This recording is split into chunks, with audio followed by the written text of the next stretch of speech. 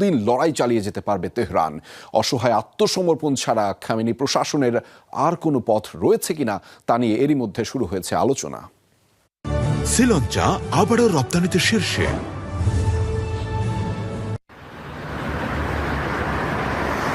মধ্যপ্রাচ্যের অন্যতম সামরিক শক্তিধর দেশ ভাবা হতো ইরানকে। তাদের ভান্ডারে রয়েছে নানা অত্যাধুনিক ডিফেন্স সিস্টেম। রাশিয়ার তৈরি S-300 তো রয়েছেই, সার্বভৌমত্ব রক্ষায় দেশটি নিজেরাও তৈরি করেছে নানা প্রতিরক্ষা ব্যবস্থা।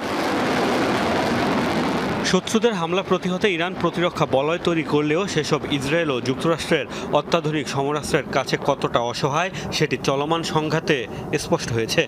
গত 13 জুন থেকেই ঘোষণা দিয়ে ইরানের বিভিন্ন স্থাপনায় হামলা চালিয়ে আসছে তেল আবিব। সবশেষ বলে কয়ে ইরানের পারমাণবিক স্থাপনায় তাণ্ডব চালিয়ে কোনো বাধা ছাড়াই ফিরে গেছে মার্কিন বোমারু বিমান।